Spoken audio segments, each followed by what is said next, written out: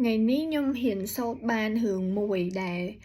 vì sầm khănមែនតើហើយខ្ញុំចង់ចាំលេខទៅអ្នកនរគ្នាអតីតកាលវាអត់សំខាន់ចំពោះខ្ញុំទៀតទេប៉ុន្តែអតីតកាលគឺពាក់ព័ន្ធជាមួយខ្ញុំចង់មានន័យថាអតីតកាលគឺជារឿងដែលកើតហើយវាកន្លងហួសហើយខ្ញុំកាលពីអតីតកាលហ្នឹងគឺខ្ញុំរស់នៅ my best version of myself ហើយដែលខ្ញុំទៅធ្វើរឿងអីមួយសម្រាប់ចិត្តរឿងអីមួយហ្នឹងគឺខ្ញុំជឿជាក់ថាពេលហ្នឹងគឺខ្ញុំគិតបានល្អបំផុតតែចំពោះខ្លួនឯងមកដល់ពេលបច្ចុប្បន្ននេះគឺជាលទ្ធផលដែលខ្ញុំចង់បានពេលអតីតកាលហ្នឹងហើយខ្ញុំគិតថាវាអត់សំខាន់ដែលខ្ញុំត្រូវចំណាយពេលមកអង្គុយស្ដាយក្រោយមកអង្គុយខឹងខ្លួនឯងឬក៏បន្ទោសខ្លួនឯងសម្រាប់ខ្ញុំនៅពេលអតីតកាលហ្នឹងឯងដោយសារតែអតីតកាលរបស់ខ្ញុំហ្នឹងគឺខ្ញុំគិតបានល្អបំផុតហើយ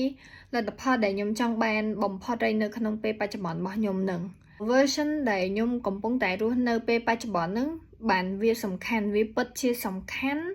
ហើយវាពិតជាពាក់ព័ន្ធជាមួយខ្ញុំនៅពេលបច្ចុប្បន្នហ្នឹងហើយវាក៏ពាក់ព័ន្ធfuture me ដែរអនាគតរបស់ខ្ញុំដែរអញ្ចឹងពេលបច្ចុប្បន្នហ្នឹងគឺខ្ញុំក៏កំពុងតែប្រសេសជីវិតរបស់ខ្ញុំទៅតាមអីដែលខ្ញុំចង់ឲ្យខ្លួនឯងទៅជាបែបណានៅក្នុងពេលអនាគតដែរឧទាហរណ៍ថាឥឡូវនេះខ្ញុំកំពុងតែខិតខំរៀនហើយខិតខំអភិវឌ្ឍខ្លួនឯង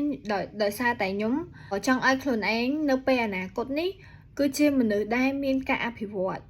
មានចំណេះដឹងកាន់តែទូលំទូលាយមានការគិតកាន់តែទូលំទូលាយអញ្ចឹងខ្ញុំនៅពេលឥឡូវនេះគឺវាពាក់ព័ន្ធជាមួយខ្ញុំហើយវាពិតជាសំខាន់ណាស់ដែលខ្ញុំជ្រើសរើសអីមួយដែលល្អបំផុតសម្រាប់ខ្លួនឯង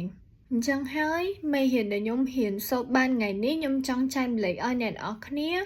ហើយក៏ចង់ឲ្យអ្នកនរគ្នាយកទៅគិតមើលដែរថាវាស័ក្តិសមអត់ដែលខ្ញុំនៅពេលបច្ចុប្បន្ននេះចំណាយពេលវេលាទៅស្ដាយក្រោយទៅខឹងខ្លួនឯងទៅបន្ទោសខ្លួនឯងខ្ជះខ្ជាយពេលវេលាទៅមើលរឿងអតីតកាលរបស់ខ្ញុំនេះដែរអតីតកាលរបស់ខ្ញុំនឹងខំប្រឹងយ៉ាងខ្លាំងដើម្បីឲ្យបានលទ្ធផលដូចខ្ញុំកំពុងតែរស់នៅរាល់ថ្ងៃនេះដែលខ្ញុំចង់បាននេះដែលខ្ញុំចង់បង្កើតនេះដែលឲ្យខ្លួនឯងរីកចម្រើនអភិវឌ្ឍសប្បាយចិត្តមានសុខភាពល្អនេះតើវាស័ក្តិសមអត់ចឹងខ្ញុំគិតថាវាអត់ស័ក្តិសមទេចំពោះខ្ញុំសម្រាប់ខ្ញុំគឺវាអត់ស័ក្តិសមហ្មងខ្ញុំគួរតែចំណាយពេលវេលាដែលខ្ញុំមានហ្នឹងទៅបង្កើតអីដែលខ្ញុំចង់បាននៅពេលអនាគតហើយរស់នៅពេលបច្ចុប្បន្នឲ្យបានល្អបំផុតសប្បាយចិត្តធ្វើអីដែលខ្លួនឯងចង់ធ្វើហើយចំណាយពេលនៅជាមួយខ្លួនឯងឲ្យបានច្រើនជាមួយមនុស្សជាទីស្រឡាញ់មនុស្សជុំវិញខ្លួនហើយរស់នៅបែប full potential ដែលខ្លួនឯងមានណាយកវាចេញមកអស់នៅពេលបច្ចុប្បន្នហ្នឹងហ្មងហើយអនាគតទៅជាបែបណាគឺខ្ញុំក៏ជាអ្នកសម្រេចខ្លួនឯងដែរ